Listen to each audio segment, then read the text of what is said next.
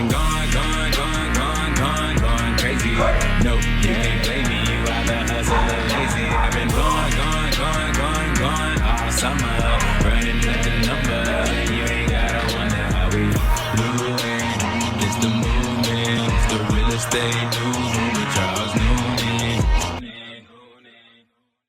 Welcome to another episode of the Real Estate Newsroom with your host, Charles Noonan. Today I got a special guest who's going to teach us right off the bat. I'm talking like right off the bat. Like when I introduce him, he's going to tell us the top 3 things that you need to make money in wholesaling. We got my guy all the way from Atlanta, Marquis Robinson. How are you? I'm great, man. I'm great. I cannot complain. I want to thank you for letting me come on and speak to your audience, man. I'm looking to drop some gems, give some game, and change some lives. I appreciate it. Drop them. Let's get it. Just so you know, right? The Real Estate Newsroom, the agreement, it's unspoken, but the agreement is you're not going to gatekeep. Okay. And you're going to tell them how you became a millionaire step by step. Yes, sir. If it comes up in a conversation. It's a deal. What do I sign? I'm ready to go.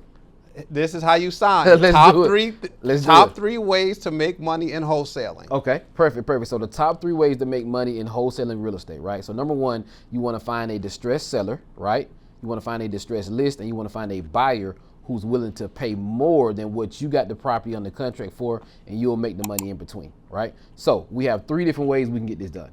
Number 1, we can do a traditional wholesale deal where we'll get the property under contract for 60% of what it's worth, maybe even 70%. Typically, this is a 14, 21 day closing. Or number 2, and this is what we're doing a lot right now, Charles, to really get deals done, is the novation, AKA the equity protection program, right? What we'll do, we'll contract with the homeowner, right? Let's say with the wholesale deal, they'll take $200K, quick closing, right? But with this specific offer deal strategy, right, they're saying, hey, Charles, I want $225K for my property.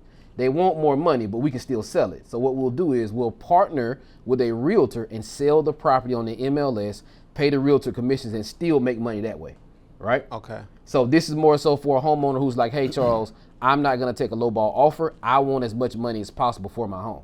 Okay. And then number 3, what we'll do is a subject to deal, right? Where I'll bring a buyer into the deal. They'll take over your mortgage, right? And what they'll do is either they'll pay the first 6 months up and put it in the escrow account so you're protected there. They'll give you some money up front, let's say $25K. And then I'll charge them $10K for my services. And therefore, they'll take over the mortgage, start making the mortgage payments for you. And they can either do a pad split, Airbnb, or whatever they want to do. So we have 3 ways to skin a cat, if you will. That's how we talk back in Atlanta. But that's 3 ways to get a deal done and make money in wholesaling real estate off of one property. Qualified guest to the show. Yes, sir. Yes, you sir. just qualified yourself. So how much money have you made from wholesaling? Like what's the most money you've made in one deal? In one day, I've made $250,000 in one day wholesaling real estate. It was a portfolio deal, right?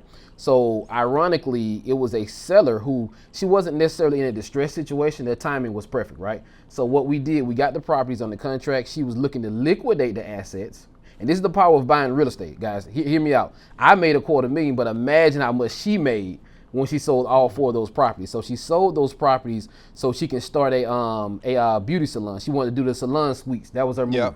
So she wanted to graduate from single family real estate investing to commercial real estate investing, if you will. And she was like, hey, I just want to sell these properties and start some salon suites and go from there. So we made $250,000 on those 4 deals. We sold those to a hedge fund out of New York, ironically. And we made pretty good on that for sure. Wow. So you got to break that down for us. Let's do it, man. So let's do it.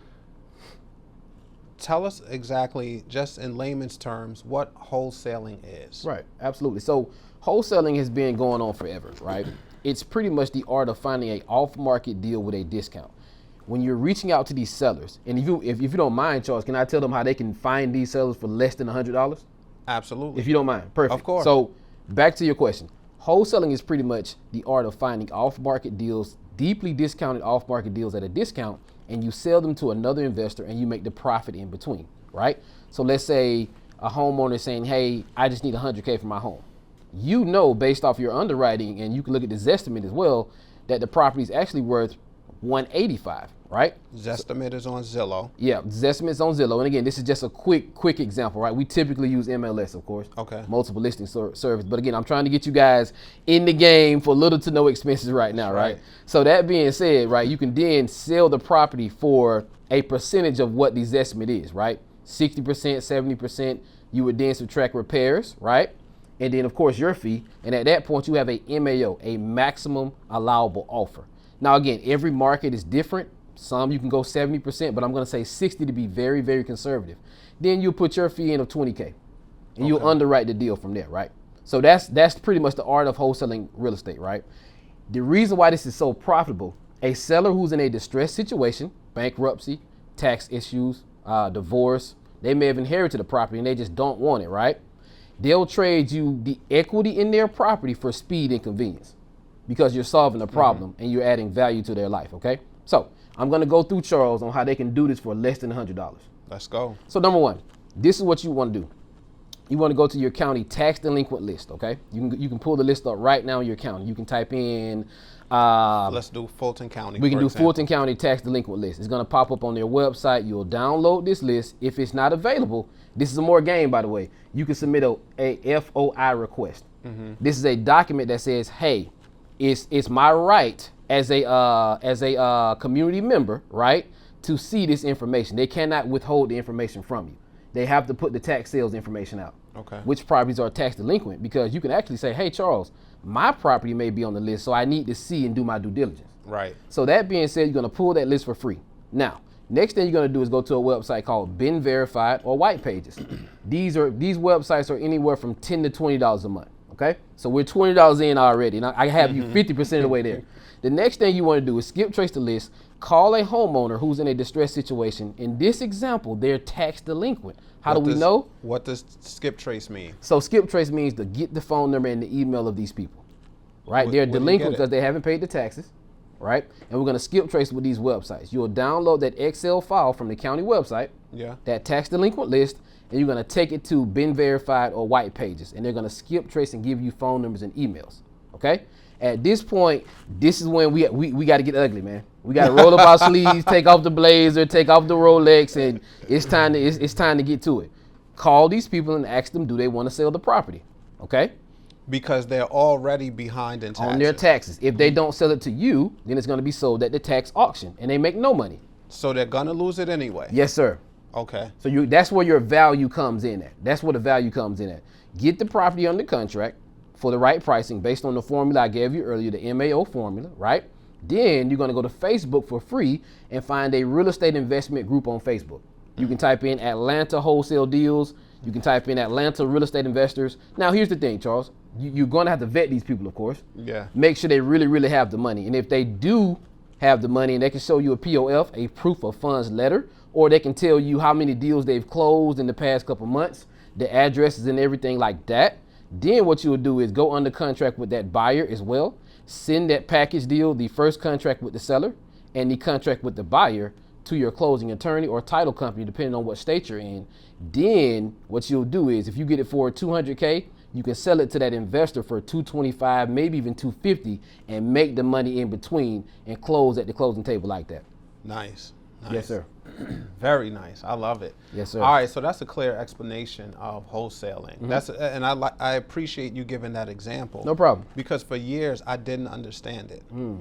I just thought they drove around, found distressed properties, lowballed the people, took the house, and made like a bunch of money. Right. I never understood. So is that the most common strategy, the tax delinquent list? That's one list that you can pull. You can also go to your county website and pull I want to say a code enforcement list. These are people who haven't cut the grass. You can pull a water shutoff list from your county. Every county is different, so some of these they just may not have the information available, but you can submit that request. But I have some more game for you as well, Charles. That's a lot of game, bro. But I got a little bit more. I want to make sure you guys are winning. Like, I have so much to give because I know it works, right? I know it works. So here's some more game. Auction.com. This is my favorite. You can create a free account on auction.com, and what you'll do is you're going to create a free account, and then you're going to save all the properties in pre-foreclosure on auction.com. What happens is they're going to email you and tell you what properties are actually have been cleared to go to the foreclosure auction, meaning the people have not caught up on their mortgage payment yet, okay? You're going to go to Been Verified, whitepages.com, and run the same exact strategy what I told you about the tax delinquent list. You spent probably $50 max here. Do the same thing. And the beautiful thing about this, Charles, is this. Yeah. The pre-foreclosure homes are typically in better condition than the tax delinquent homes. So then you can sell one of those to a hedge fund on Wall Street here in New York and make 30, 40, dare I say 60K on these deals, because these homes are nicer and they're cookie cutter homes. Auction.com, free website. And they've been distressed less time. Absolutely. Because for the tax sales, sometimes you got to go 3 years behind before it gets tax delinquent into the sale. And a lot of those homes are in bad condition because they've probably been inherited or someone passed away. Yeah. In a house in pre-foreclosure, the person is living, the property's not distressed, the person is distressed. They're on financial hard times right now. So for them to avoid a foreclosure, you're really coming in and adding value to their life, and you're selling it to a hedge fund who's going to pay a premium because they're looking for cookie cutter 3-2, 1,100 square feet homes, two-car garage, by the way. I'm telling you exactly what to go get, and you can make a lot of money. Man, I appreciate this, bro. No problem, man. I really do, because I teach people to go to the auction, right? Get the property at the auction. Just get it from the auction instead of going. Exactly. Because what I find is sometimes people don't want to do that much work. Right? So I teach people to get it from the auction. Reach out to builders, like the Google spec home builders, new home builders, modern home builders, all the home builders. I also teach people to go to the Better Business Bureau and find all the licensed and verified builders. I like that. Now you take that land, right? So before you go to the auction, you're going to see what's available at the auction, right? Reach out to the builder. Hey, I'm coming up on about 3 or 4 properties, a quarter acre, an acre, maybe half an acre of land. How much do you normally pay for your land? Where do you get your land from? You introduce yourself as a land acquisition specialist. I like it. And you know where I'm going, right? Yeah. So now you take those orders from the builders, right? So find them. And then you go buy them from the auction. That's exactly what we cheap. do. Reverse engineer the business. Yeah. Let's stop working hard. Let's start working smart. That's exactly what we do. We reverse engineer with a lot of these hedge funds. Okay, 3-2, 1,100 square feet, 2-car garage.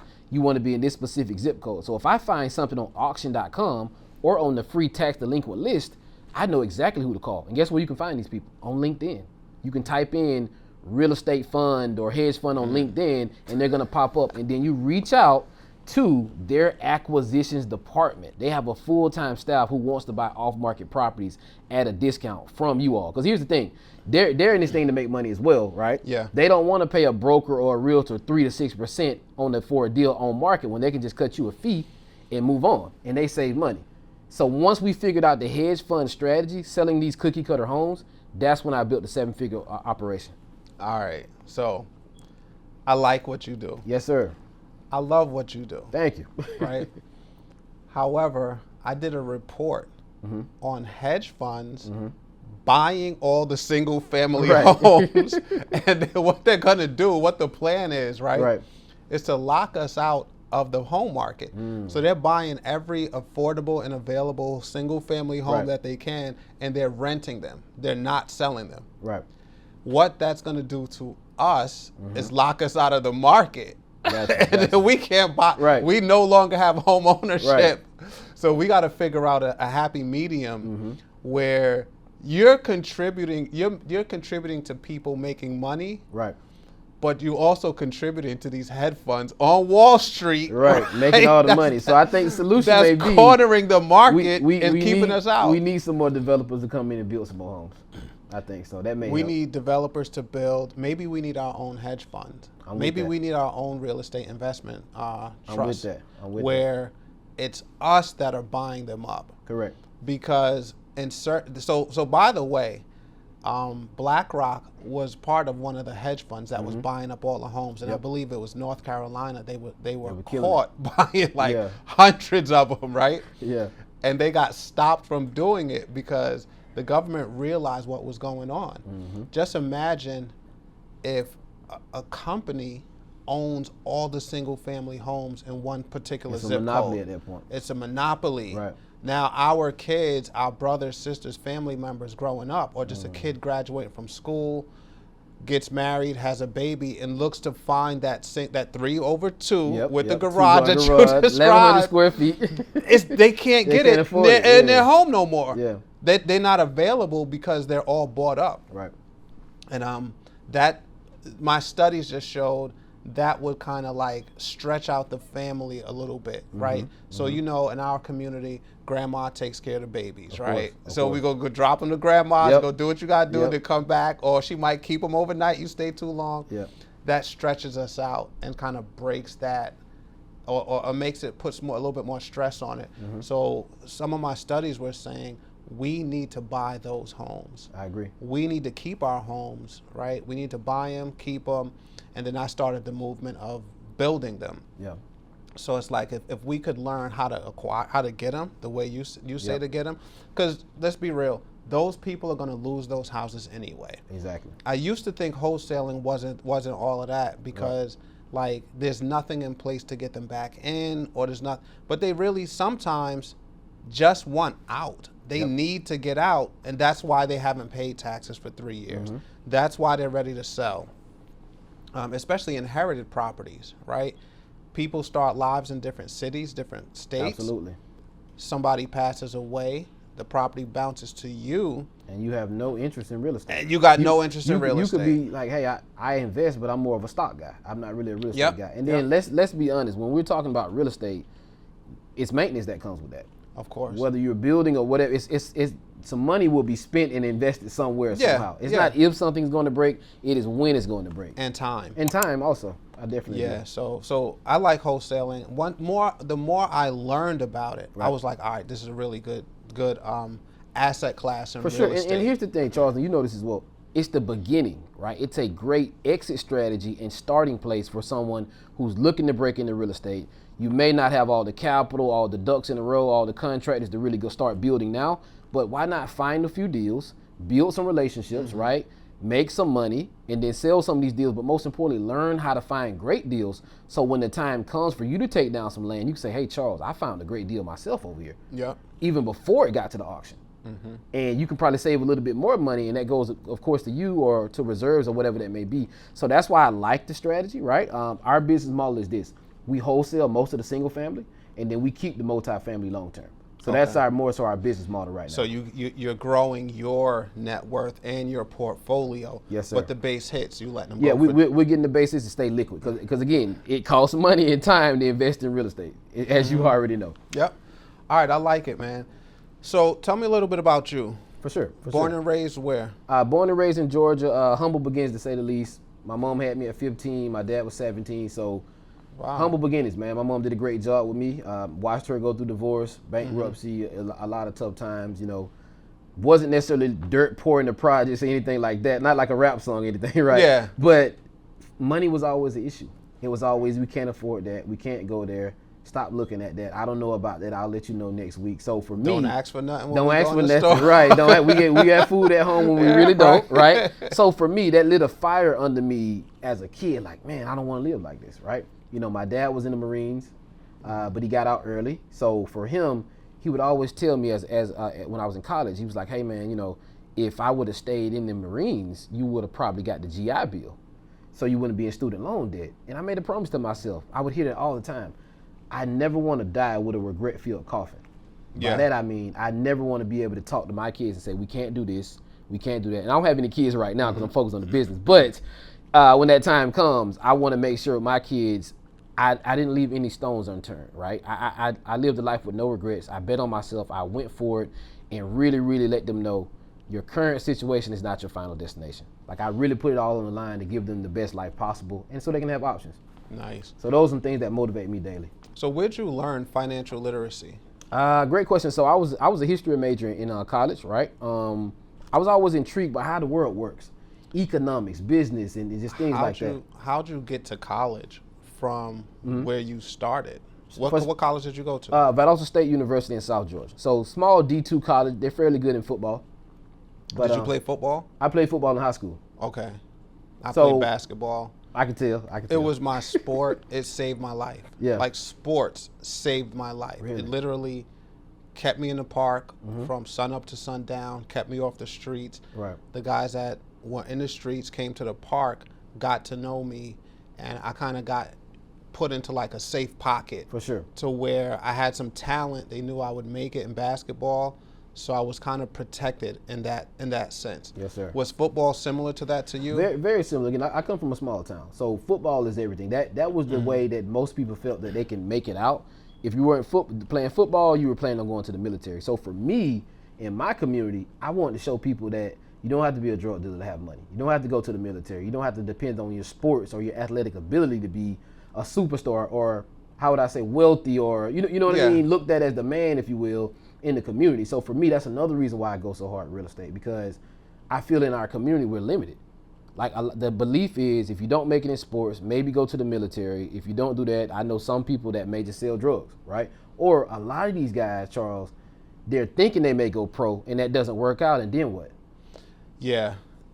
You see it all the time. That's a whole big piece. You see it all the time. Just going back to like your upbringing, when did you start to be conscious of money? Because it seems like you were driven from an early age. Right. Like, when did you start to realize and start to think money is important? I would say just seeing how the relationship my mom had with money, like the money controlled us and we didn't control it.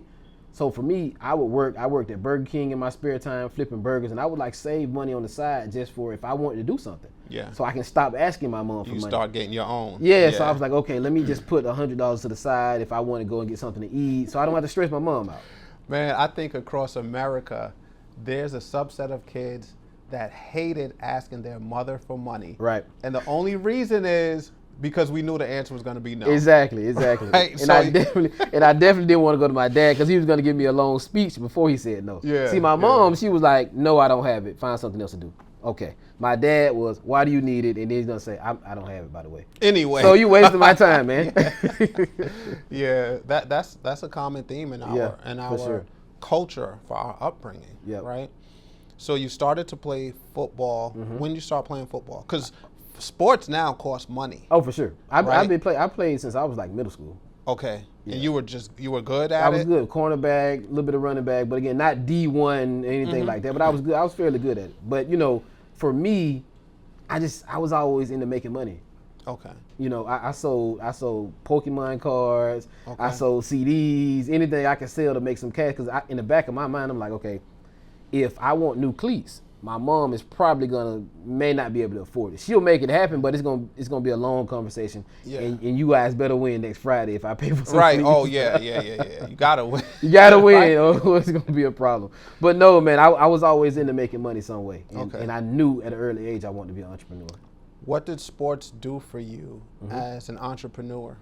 I think it taught me commitment and teamwork, to be honest. Okay. Because here's the thing: to really, really make real money, you have to have a team in place. When you're looking to scale a business the way we have, the 7 figures and own multifamily, it's a team effort. Even in new construction deals, it's a team effort. You have a contractor, a GC, then you probably have someone managing the things and in the operation of the day-to-day. It's a team. So I learned teamwork. And I think a lot of people miss that when they want to go into entrepreneurship, because here's the thing. To make 6 figures, you can focus on me. But to make 7 figures and really, really build something special, you have to focus on we. Yeah. I have a guy on my team right now, he just got engaged. I need to make sure I'm getting him deals so he can pay for this wedding that's eventually going to come up, and I'm sure he wants to have kids as well, right? So that's the thing: teamwork and commitment, and the ability to execute as well. Nice. I think sports taught me accountability. For sure. Right? Discipline. And probably my coach was the first person to really tell me no, and to tell me like about doing the right thing.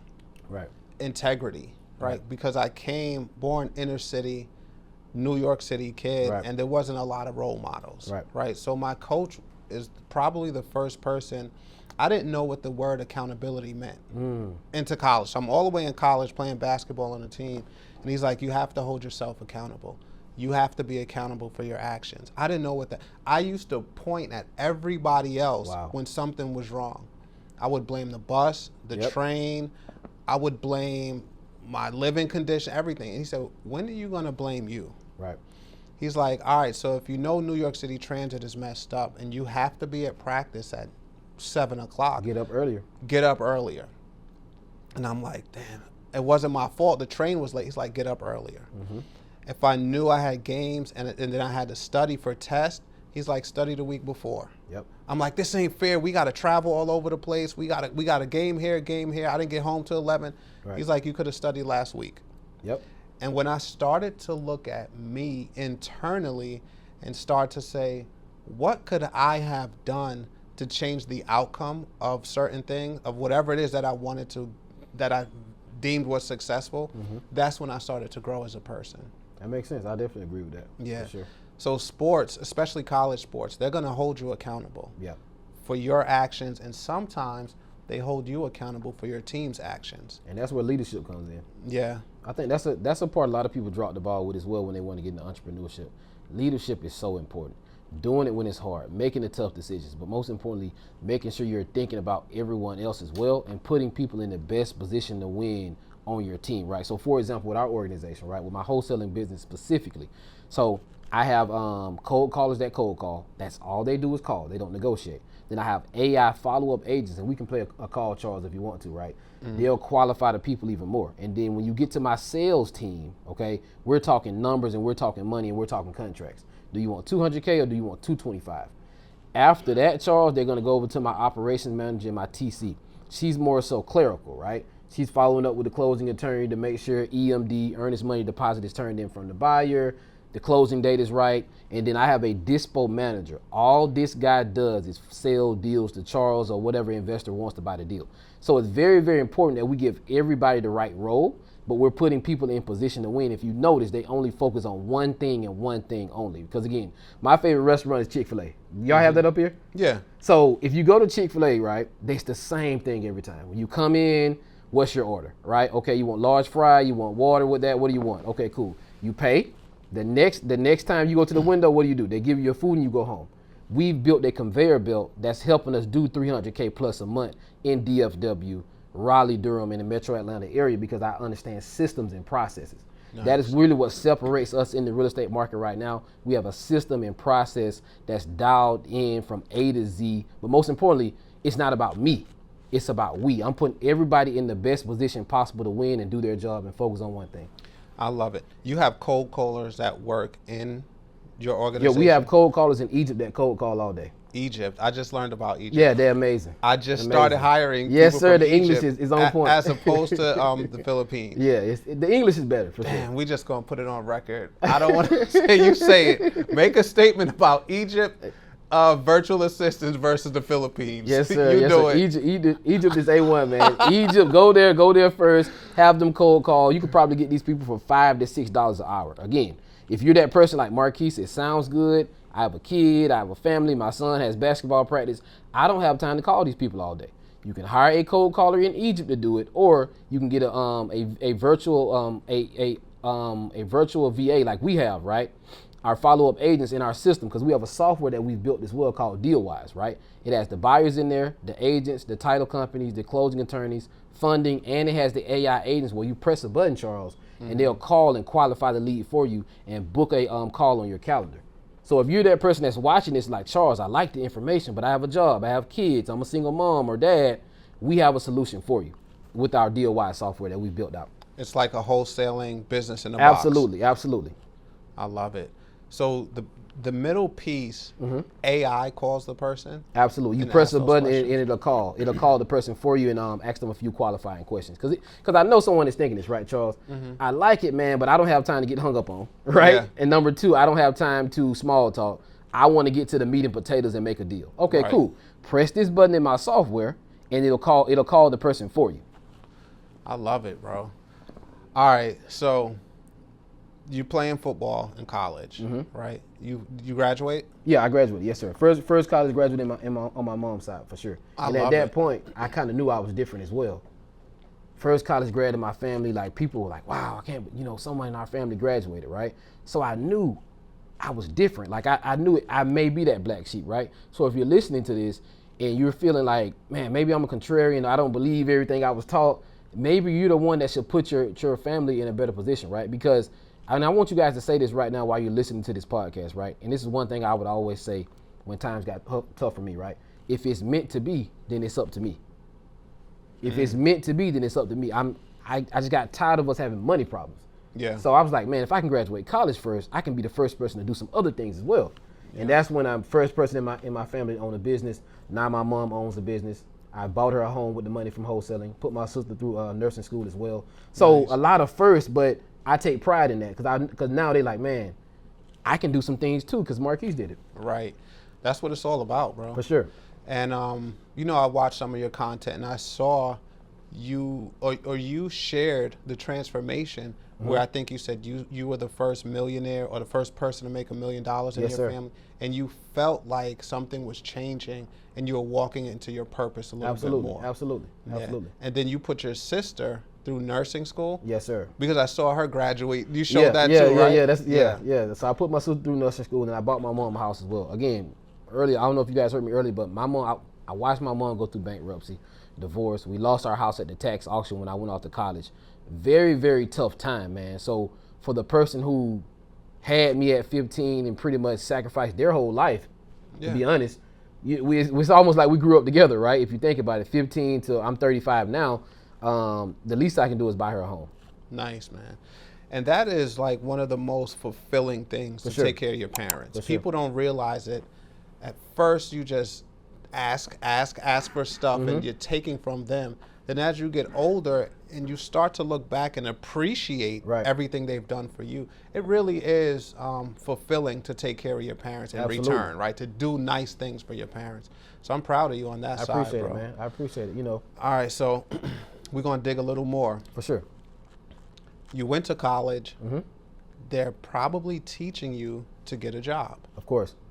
Did you get a job right after? Like, when did you start into entrepreneurship? So very, very unique story, right? So I was doing some entrepreneurship things, of course, when I was a kid, burning CDs, selling CDs, but, and this goes back to relationships as well, Charles. So one of my friends I went to high school with, he got me a job at Verizon Wireless selling phones after I graduated college. So as soon as I graduated, by the grace of God, I started at Verizon 2 weeks later at selling cell phones, right? Okay. So I did pretty good. Like the money wasn't an issue, but this is retail sales. As you know, man, this is New Year's Eve, Christmas Eve. You're in there from 10 a.m. to 8 p.m. every day. Standing on your feet. On your feet. And Verizon, this is a $1 billion company, so they're micromanaging every statistic they can.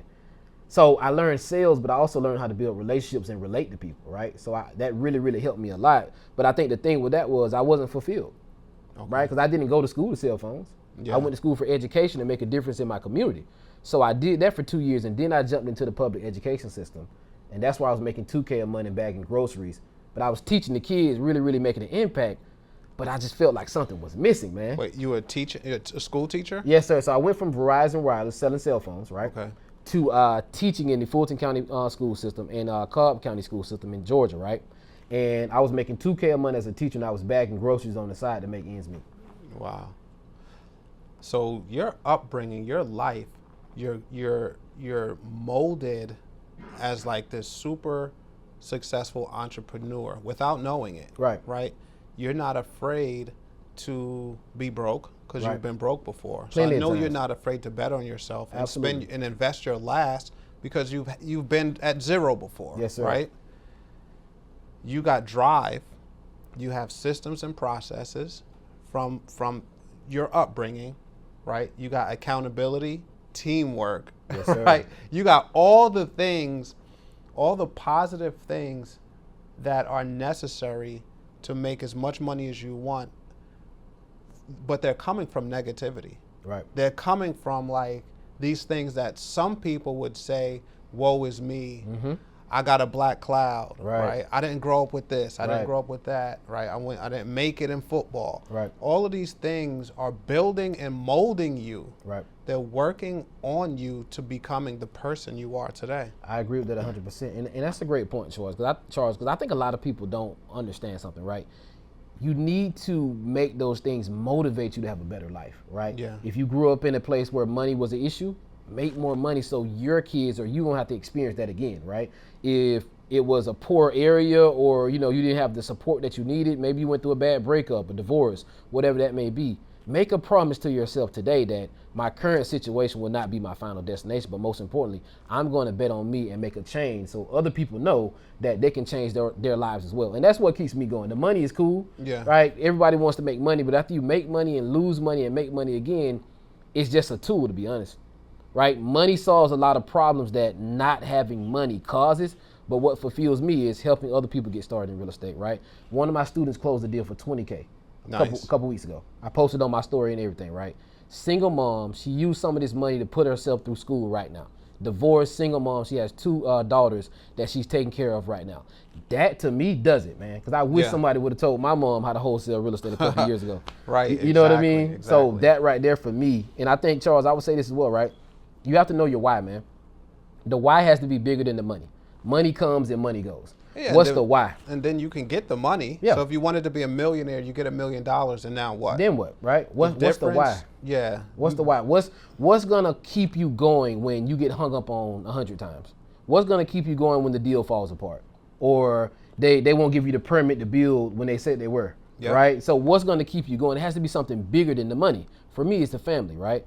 My mom, I want to make sure she's good to go. My sister, I want to make sure she's good to go, right? When I have kids, I don't want my kids to look at strangers for motivation or look at celebrities for motivation when they can look at me, the person they see day in and day out, go through good times, bad times, the best times, whatever that may be. And man, this guy's a man of integrity. Right. He's built a real estate portfolio for us, right? He's built the foundation for us and things like that. So for me, that's what keeps me going every day. And last but not least, man, I made a promise to myself. I'm not going back to that classroom making $2K a month bagging groceries on the side. No, once you get a taste, see, I say this, and I did an interview in Atlanta called Off the Porch, and they asked this question, like, what was your jump off the porch moment? Right. Or what was your off the porch moment? And that is, to me, it's like, what's the moment that made you jump into entrepreneurship? Right. Because that's the biggest step, I feel, in entrepreneurs' lives to people that work jobs' lives, right? For sure. There's so many people that's afraid to just jump off the porch. I agree. There's so many people afraid to jump into entrepreneurship. There's so many people that think you need the right time to start. Yep. All those people that think you need the right time, the right setup, the right situation, the right amount of money in your bank account, you guys are all getting it wrong. I agree. There's never a perfect time to do it.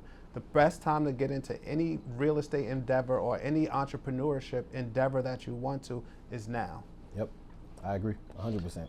Fear is the #1 killer of dreams. Yep. Right? It's not the funding. Right. It's not the resources, right? Because people can get funding everywhere, right? It's not the resources.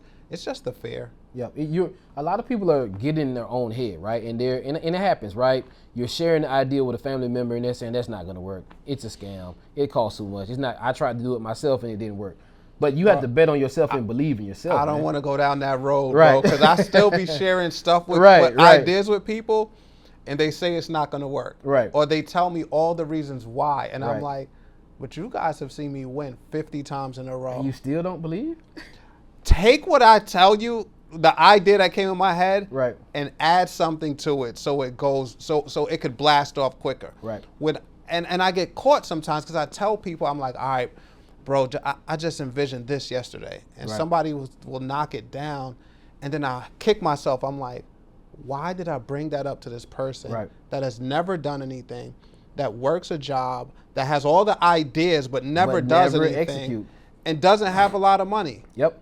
And I get caught. I'm like, why did I even tell this person Exactly. that? So yeah, man, you gotta just be cautious. I would say this, for anybody that has a vision of entrepreneurship in your head, that's your vision, that's your goal, that's your dream. God put it in your head for you. It's not for your friends and family or for the people that didn't make it. All right? Take that vision and go make it happen. Go make it a reality. If you have to do it alone, do it alone. If you can grab some people around you that are positive, go work with them and they'll get you there faster. If you Right. can grab a mentor to help you get to that dream, somebody that's coming back from where your vision was, Right. certainly lock in with them because they'll get you on the elevator to get there a lot I agree. faster. I agree. I definitely agree with that for Yeah. sure. All right. So you go school teacher, packing bags, but quietly, what I'm seeing is you have all the tools to make it as a Right. successful entrepreneur. You just didn't. I didn't know. You just didn't know I it, wasn't right? exposed to it enough, yeah. You wasn't exposed to it. So what was your first entrepreneurial endeavor?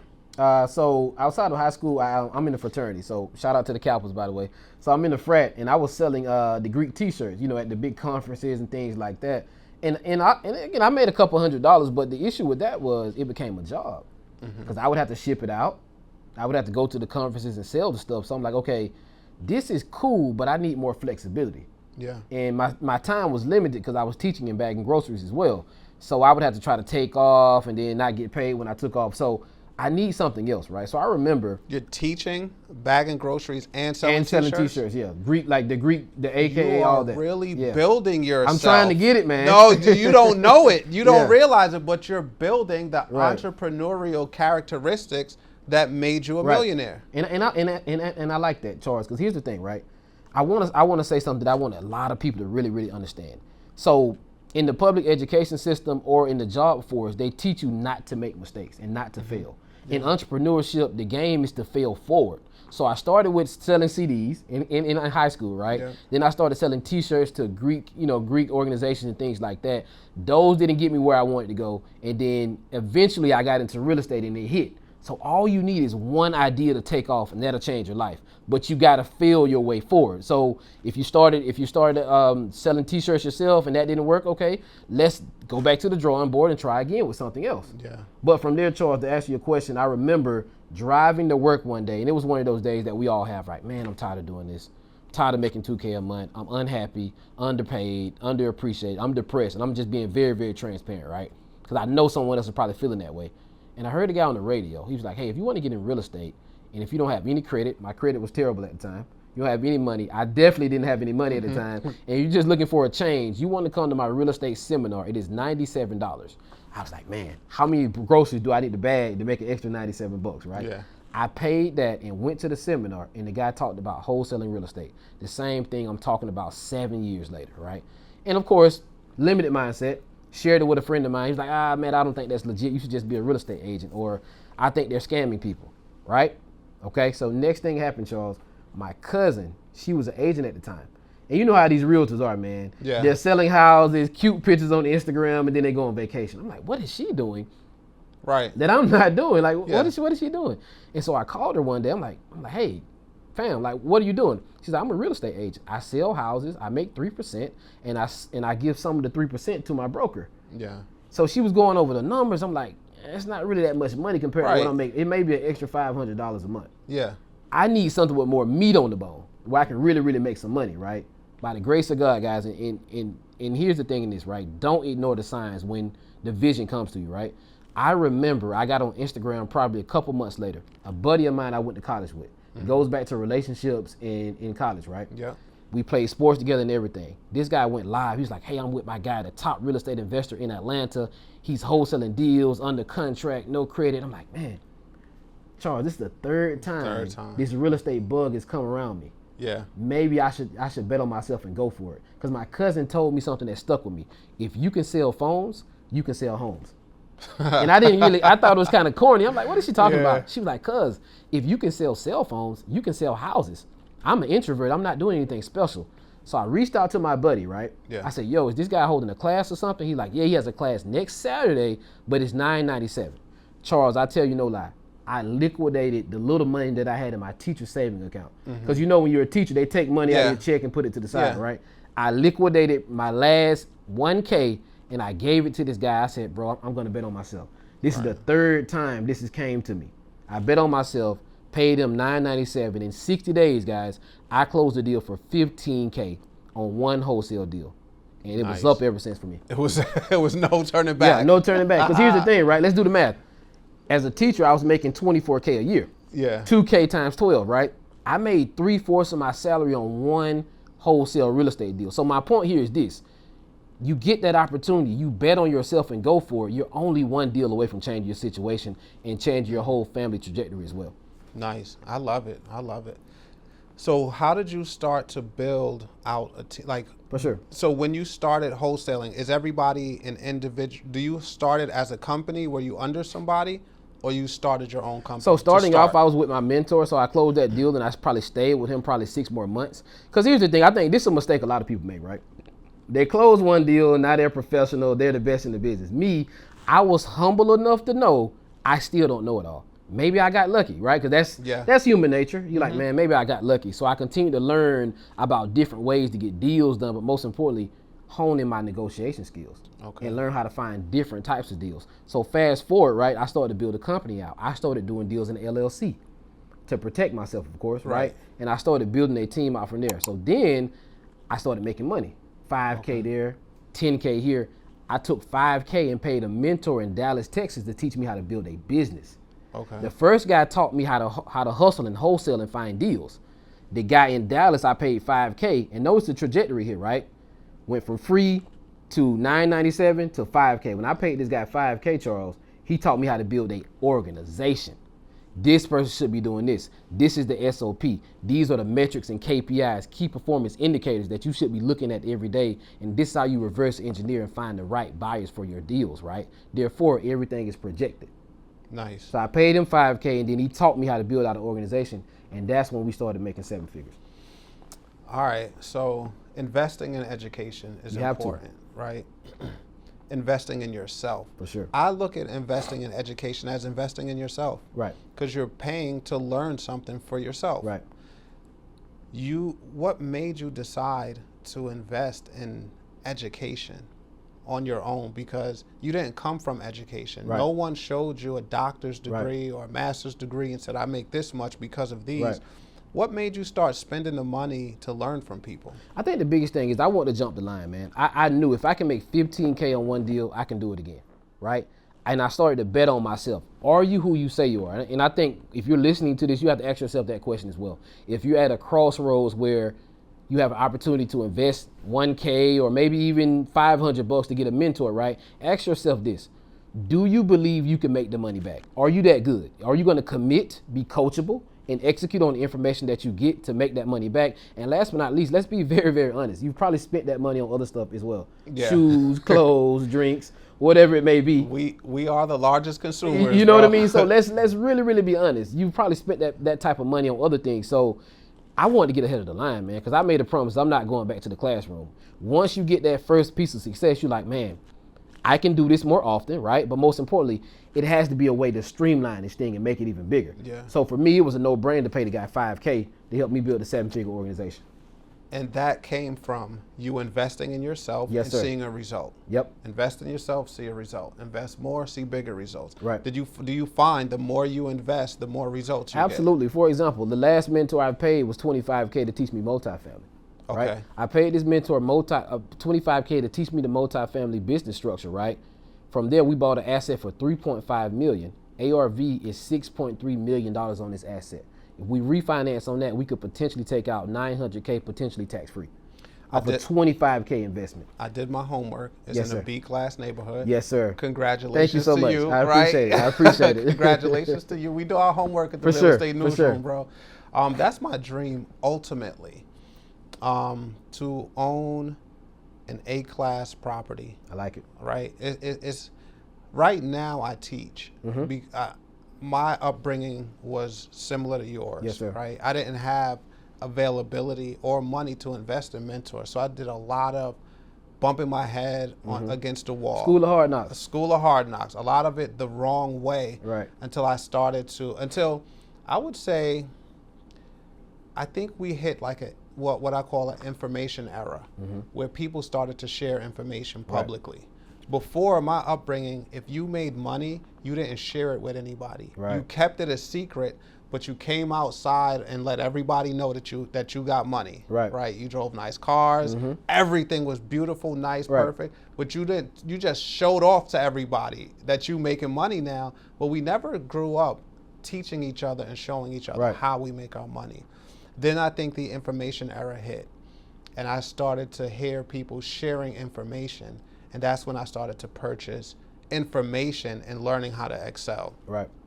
To the point where I bought so much land and so many people were asking me about how to buy it, I started to teach it myself. I bought so many houses in Detroit. I started, my second, I'm gonna say, phase in real estate was working with land bank houses in Detroit, like the vacant, beat up, abandoned houses there. And I owned like 15, and people just kept asking me, how are you doing it? What are you doing with 15 houses? And how'd you get that far and everything? And I started to teach it, and I started to give back. Right. So what got you into teaching about wholesaling? Very, very simple. I mean, again, I was a teacher anyway, so I was teaching, but I just wasn't in the right system. So with the type of teaching I'm teaching now, I get a lot of fulfillment from this because I'm teaching people something, in my opinion, that really matters, right? And let's be honest, in the public education system, a lot of that information, the kid who's in Brooklyn right now, living with his mom, grandmom, dad may have passed away, they need money. That may not, you know what I mean? Yeah. It may not help, or it may not really hit home for him. But if I can teach you how to sell a property without having a real estate license and make $5K, $10K, that is truly, truly impactful. So for me, it's always something I want to do. This is my way of giving back and getting fulfillment, but I'm teaching people something that's going to help them make more money and change their life and get out of debt as well and go on and do some great things. What's the most money you've ever made one of your students? One of my students, I had one student, he did $85K on one deal. $85K on one deal? $85K on the deal in Dallas, Texas. Yes, sir. What are some of the average size deals of wholesaling? So average size deals right now, anywhere between 20 to 25K, depending on what market you're in. But that's pretty much what we're seeing. Now, we do catch some whales every once in a while, but we're very, very strategic with that. To catch some of these whales, you want to do a land deal, right? You want to find some land in DFW and sell it to a builder, just like you were saying earlier, right? Or you can sell a small multifamily apartment complex. So for example, can I just give them the sauce on if they want to do a 6-figure deal with a multifamily deal? Y'all go for it. Go ahead. Listen, so this is what you want to do, right? You want to go to a website called dealwise.com, right? You can pull a list of small multifamily assets, okay? Typically, guys, 2 to 10 units. Why? Because you're going to be talking to a mom and pop owner. With that being said, so when you reach out to these people, you're going to get the multifamily asset on the contract and do the same thing you would do with single family. 30-day DD, 60-day closing, get it on the contract and find a buyer on DealWise, or you can go to propstream.com, that's another website, or Facebook, and sell it to another investor who's looking to buy a small multifamily asset. You can make 50K, 100K on those. We did 130 on one back in March. Killer. Yes, I sir. love it. Yes, sir. So we wholesale land, multifamily, and single family. I love it, man. Bro, so how did you start teaching?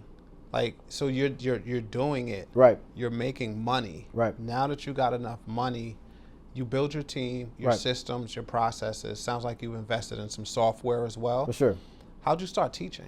I think I started, man, a lot of my college buddies and frat bros were like, man, bro, you've been doing the real estate thing for a couple of years now.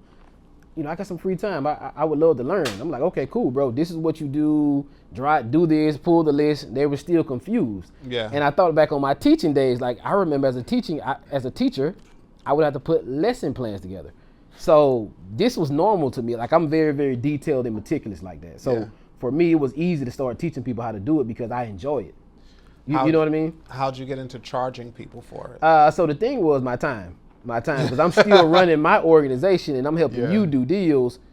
And one thing one of my mentors taught me, right? If you don't pay, you're not going to pay attention, right? We can give you as much free information as possible, but the people who tend to get results have paid a premium to work with you. And these are the people who are going to show up to the call on time, ask you questions, they're going to follow up, do the homework, right? And they're going to take action on the information that you gave them. So I thought about it like, man, I can turn this into a business as well, but also help people at the same time. Yeah, that's how I got into teaching. Right. I had maybe 10 houses in Detroit. Yep. A friend of mine, younger dude, would always ask me like, how am I doing it? How am I doing it? So I literally sat down with him and his girlfriend. I walked them through every single thing that they needed to do, right? I gave him the play, gave him the whole, everything he needed to do. He calls me back and he's like, can I just pay you to walk me through it? Wow. And I'm like, you got me, you got access to me. I'm like your brother, you can call me anytime. Right. Just follow the steps. He's like, bro, man, just this first one, just walk me through it because I kind of just want to do it with you. So then that's when I realized like, just giving the information is not really enough. People need hand holding. People need accountability. Accountability is important. So when I teach people, I have my assistants, one of my VAs in Egypt, right? Of course. If someone's not on our call, she's going to call them. Yep. Say, Marquis, where are you? You know, we started at 10. Right. Right, and you got to give us a really good excuse because I don't want you in my program if you're not going to attend and make money. Right. Right, so that accountability piece is important. Teaching, we find we have to give them confidence. Oftentimes they don't believe they can do it. They need our confidence. They're Right. paying for our confidence. I agree. Right? Accountability, of course, is huge. And then just they needed to. I found that they needed to shadow me a little Yeah. bit. So it's really good that you're still doing it, because all the stuff that comes up, you actually can just tell them because you're in it. Yep. Right? Your feet are still in wholesaling. Yep. So there's nothing new that's going to come up that you didn't really come I'm into. going through the same problems. I'm getting punched in the face too. I'm Yeah, not yeah. superhuman.